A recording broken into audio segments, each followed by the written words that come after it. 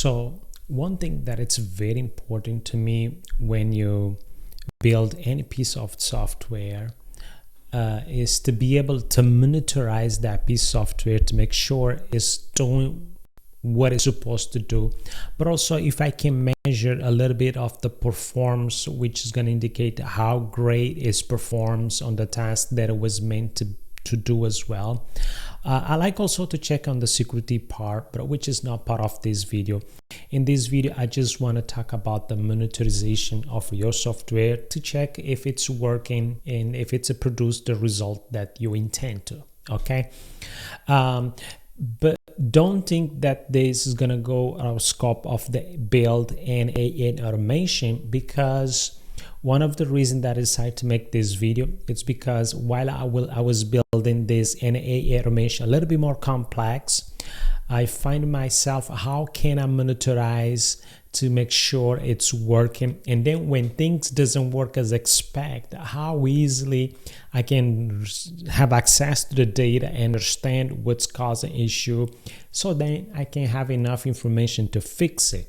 So when I start to think about all this question, I say, okay, I have to come up with a better way that I can collect a log while my automation is running. So then if something happens, I will have enough data, enough information to help me troubleshoot the problem and eventually resolve it. Okay, so this is just the context of this video. So if you are here to look in the better way, how can you monitorize and create log for your N8N automation, this video is going to be really helpful for you. But if you're looking for something else, thank you anyway for watching until this point. By the way, before you left, my name is Justiniano Alves. I build the web and the mobile apps, and now I build AI agent for business for myself, and I share everything that I know with you guys as possible. Okay, without a further conversation, let me go ahead and share what I have to share with you guys. Okay, so the first thing that I'm going to share with you is the Firebase project. Firebase is a Google Cloud platform that they offer as a service to build a backend service. So it's a platform, and in this platform you have a lot of product that you can enable for your backend service. For this case, I'm going to enable only two products. One with a function, another one is the Firestore. Okay, just to demo things. Okay, and to build let's say the application API, I'm gonna use Firebase Studio. Okay, and to test things, I'm gonna use Postman. Okay, so this is what I'm gonna be doing. I'm gonna build an API interface that's gonna receive a data from N8N, different type of the data during the processing, and those data is gonna be saved as a log. So then if something happened, I can go during that time that things happen and investigate the problem. Okay, this is what I'm gonna be doing. Okay, so let me show you one thing. I have this N8N project. It's called Reach AI. So just in this project, I have a 4 workflow already, but I know it's gonna grow. The number of the workflow is gonna grow.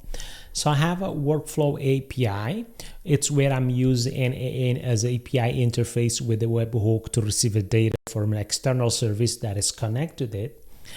And also for this project, I need to have some RAG system where I can provide my AI agent with the knowledge base about the service that is provided. And I have my another workflow that it's all about voice agent.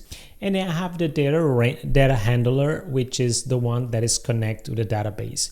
This is how I organize my N8N automation when we deal with the data, with the external tools and the actual agent that do the work. That's me personally, but you can provide me some recommendation and share with me how you do yourself. Okay, So now all those different workflow, they work based on let's say schedule.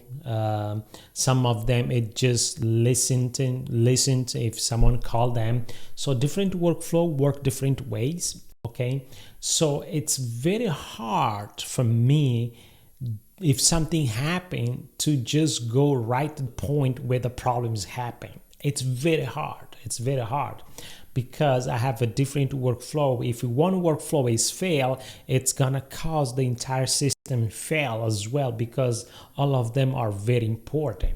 So now you start to get into the conversation. Oh yeah, this is a big deal. If we have a way that we can very quickly detect the problem, that will be really nice. Okay, this is what I'm going to show you. I don't want to talk too much because it's going to make this video long, but let me just go very quick and just introduce you. So we're going to build an API that is going to receive the log, what's happening in automation, and then we're going to save those log in the proper place with easy access to read, understand, and troubleshoot the problem. That's what we're going to do. And for that, we're going to use Firebase, okay? I hope you are a technical person, so this thing can be a little bit less complicated for you. But anyway, it's very easy today. You're gonna see this. I don't want to talk too much. Let's just start into that very quick video. This is the Firebase Studio, which is like a code editor provided, by the way, free by Google, which is amazing. And you can build a lot of things with this tool. And I'm gonna build one API interface. Okay. So basically, I'm gonna just say create new workspace. And since this is API, it has to fall in the backend category. I'm going to use Node.js to run my backend. Okay, so I'm just clicking here. And now it asks me for name. So the name of this backend project, it's called Reach AI. I'm going to pull API. Okay, because it's API. Okay, I can call service, but let's call API. So it's an API server, and I'm going to use TypeScript. You can use JavaScript or you can use TypeScript. I like TypeScript because it's more organized. So I like TypeScript. Okay, so now I just click create. So what's going to do? It's going to set up Workspace, and then after Workspace is set up, it's going to initialize the project for me. Okay, in this Workspace, which is amazing, and then it's going to build the environment, so everything's going to be red. Okay, look, it's done. Wow, this is very quick. This is amazing, very quick. So let me show you something.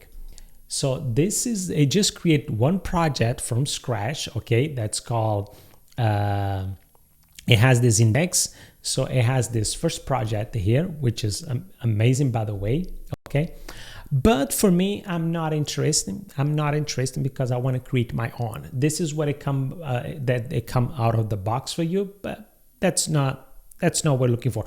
And something very important, really nice. Look at this side. It just launched the Gemini for us, which is amazing. So actually, let me do this. I'm gonna make myself a little bit small, okay, so you can see everything, because I'm not important. Actually, let me put me on the top. Okay, so now you can see things a little bit better. Okay, good. So I just put myself on the top. Okay, by the way, I use UBS to record this video, if you are wondering. Also, if you want to suggest something that's going to help us to produce a better quality video, let me know in the comment. Okay, but now I'm using UBS. I think it's fine. It's free. Okay, so let's dive into that. So now here's the thing. I don't need this project. I need to create my own. And one thing that I'm going to do, since I'm going to create a function, it's like a product that the Firebase provide you that's going to run. It's like a microservice. It's going to run the code that you put on your endpoint. It has different type runner. It has HTTP runner. HTTP runner, it's mean you have this endpoint that need to be called through the HTTP request. And then when you call that endpoint through the HTTP request, it's gonna use a service that's gonna run the logic that you you implement. Okay, this is what we're gonna do. It has another different type of let's say the trigger that service can be HTTP, can be different trigger, but we're not gonna be able to talk about that in this video.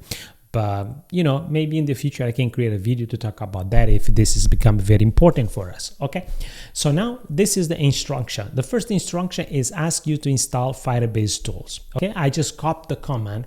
Look, one thing that I notice, let me just stop this. Okay, one thing that I notice when I copy command, I don't know, maybe I have to, I'm not sure. I don't understand this part yet. But one thing that I noticed when I'm copying command and try to execute, it has not been working. But I'm still copying paste. I know it's not gonna work, but at least I have the command on this screen so I can just see exactly what I have to do. Firebase tools. So I don't have to go another screen to see what is the command. I just have it there here. I'm gonna write it down, very easy, and now it's gonna work. So this is basically, I want to install all the CLI library tools that I need to run to interact from this project with my Firebase product. That's why I'm installed this. And so now while this is installed, I'm gonna see what is the next command that I need to run, okay, as part of the Firebase to set up our first function. Okay, so the next command is the Firebase N8. Okay, so it's gonna initialize the Firebase. So now, since I installed the Firebase tools, basically I have all the CLI core in this project that allow me to run all those commands that I need to interact with a Firebase project from my project. Okay, so this one, since it's a little simple, I don't have to do. So basically this Firebase init, when I run, it's going to initialize the Firebase project, let's say product, on my project. First thing that's going to do, it's going to ask me to connect from this Firebase, from this project with a Firebase. Okay, that's what it's supposed to do. Firebase init. Look, it just launched this model. I'm going to grant access. Basically, I have to connect to login. So it's basically, it's gonna give my project access to the Firebase. So I have a lot of projects because I play with a lot of different things, but for this project that I'm working is a rich AI. So I'm gonna say, connect my project to this Firebase project. When I say my project, my code base, okay? So now it says, okay, which product you want to enable? Like I told you guys, I want to enable 2 products. So I'm gonna click the arrow to go down. I want to enable Firestore. I'm going to click space, and then I want to enable function. So far, these are the 2 products that I want to enable. You can enable from here, but also you can enable from the Firebase project. It doesn't matter, but enable from here, it's very nice because you can have all the files that you need for a specific project, the configuration of your project, which is fine. Okay, so like I say, these are the things that I need for now. So now I'm going to click enter. It's going to say those products that will exist that you want to enable is for existing project or new one. I'm going to say for existing project, and then I'm going to choose projects, okay, that I want to enable this. So the project that I want to enable is the Rich AI, because one Firebase account, you might have a multiple project. You can have a dev, a production, all, different projects, staging, all of that. So what is the question? Please select the name for the native Firebase database. Look, I'm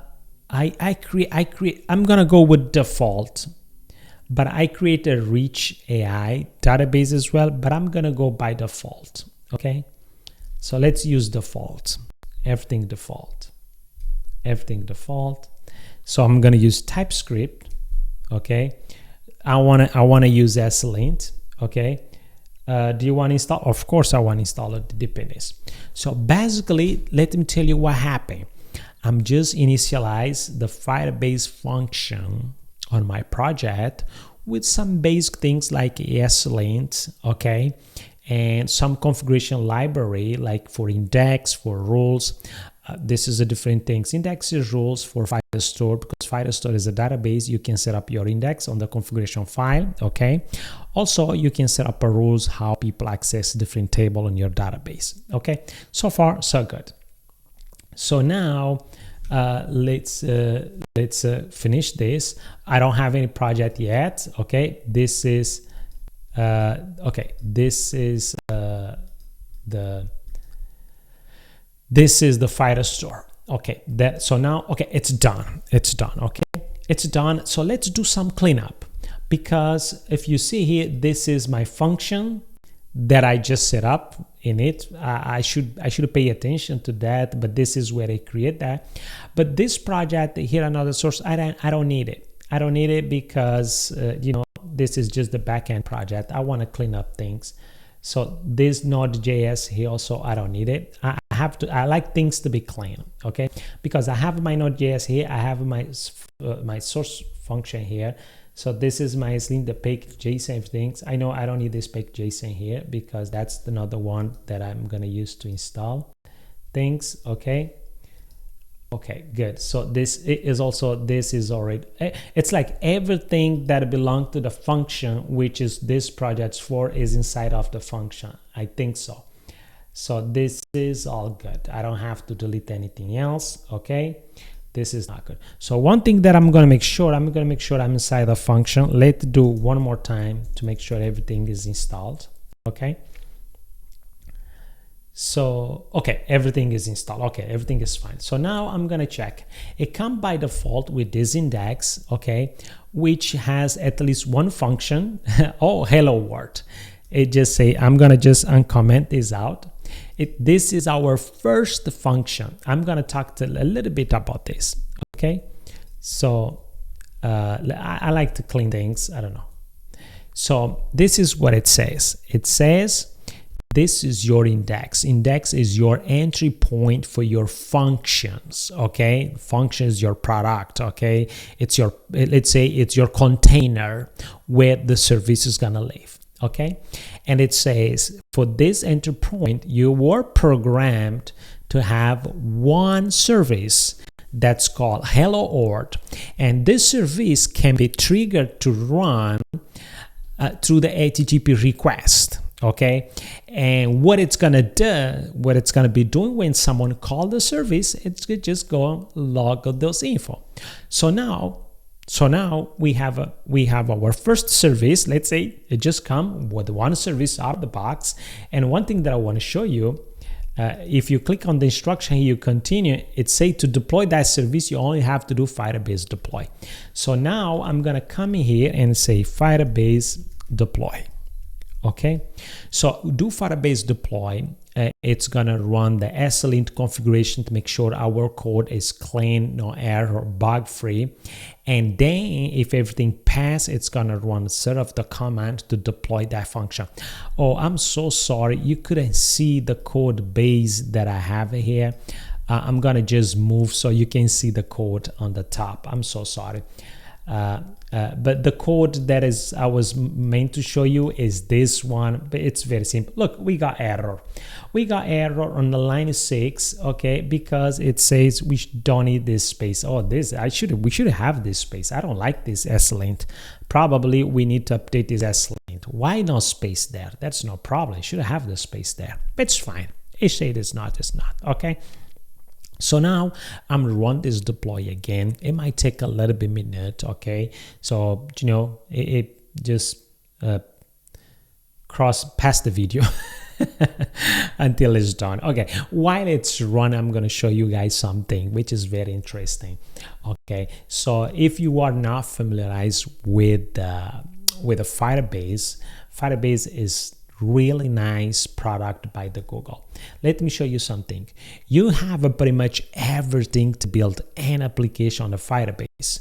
So you have AppCheck. AppCheck is amazing. I have a mobile app that I built and I use AppCheck because it's what's gonna ensure whatever access your backend database is a trust application. So AppCheck is gonna say only your app or your web application or your service is going to consume a database. If someone else tried to reach our database because the endpoint is exposed and they have endpoint and they try to access the database, since AppCheck is going to say, no, I don't know you cannot access database. AppCheck, it's what it does. You have authentication. You can build authentication for your app, all different type of authentication, password, phone authentication, email. I have done all of them, so it's amazing. And then you have things to run like a crash analytics, a lot of things, app distribution, A/B testing, which is amazing. So it's really nice. And then you have AI. But yeah, okay, it's still running. But I don't want to get into much talking about the Firebase because that's not goal of this video. This video is just to show you how you can build a powerful API interface so you can start to use it to collect a log from your N8N automation. So now you're going to have a log well organized in one place, and then you're going to check. Do you know what I mean? And then you can put an alert. So then if some problem happen, you're going to have everything what happened during the automation. So then you will be able to resolve the problem. Okay. Good. So it's deployed. Deploy is done. Oh, this is amazing. So now I'm going to go to this function. Look, we have our first function. Okay. Our first service, which is one endpoint. So now I'm going to just copy this just to test. I'm going to come here. I'm going to put this, and then I'm going to execute it. It's a hello from Firebase. Okay, let's see if that was supposed to do. You see, when you trigger this service to run, it's going to do this, and then it's going to respond to us, hello from Firebase. Okay, so I'm going to change this. I'm going to say N8N log saved, just to prove you that it's working. I'm going to deploy this. While it's deployed, I'm going to show you something very interesting. So now if I refresh this, you're going to see that our endpoint is being used. Okay, I can click on it. Maybe it can take a little bit of time to see its use. But one thing that is very important that I want to show you, when I click here, what do you have? You have a log. So for each service and the point that's run, it produces a log. So now you can come to that log here. Oh, I have to log in again. Let's log in. And then this is one of the power interface, this service login by Google. So this is what I want to show you. This endpoint here was called, okay, and no, this is, it has the, let me run this to see. Look, yes, so the endpoint was called, and what it does, hello logs. Okay, you see the endpoint was called, and then it registers the log. So if you go to the code base, here, this is all it gonna does, hello logs. Okay, so this is one endpoint. Okay, so and then let's I'm gonna make, okay, so it's still running. Okay, so I have to end this video here. And what I hope, or my goal for this video, if you follow along, this is what I'm expecting to you. You got to know Firebase Studio, which is powerful platform for you to write your code, and very helpful with the Gemini integrate on it. And then you know the Firebase project, like a platform where you can have all the tools that you need to build any type of application. And then you were able to deploy your first service endpoint to the Firebase. And then you were able to test your service endpoint to the Firebase.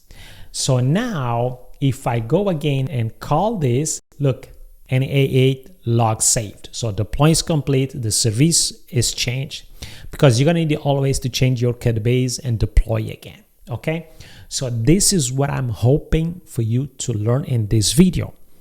But in the next video, we're gonna create an endpoint which is gonna be triggered also for HTTP request, but instead of the get, is gonna be post, because that will be the one that we need to send all N8N log that is going to be stored on the server, and then we're going to use the server login provided by Google to monitorize and investigate the problem when it happened in N8N. Okay, so I hope you find this video very helpful, and stay tuned with me in the next video. And thank you so much, and I hope you help me with your feedback, with your comment, and let's work together as a team. See you in the next video.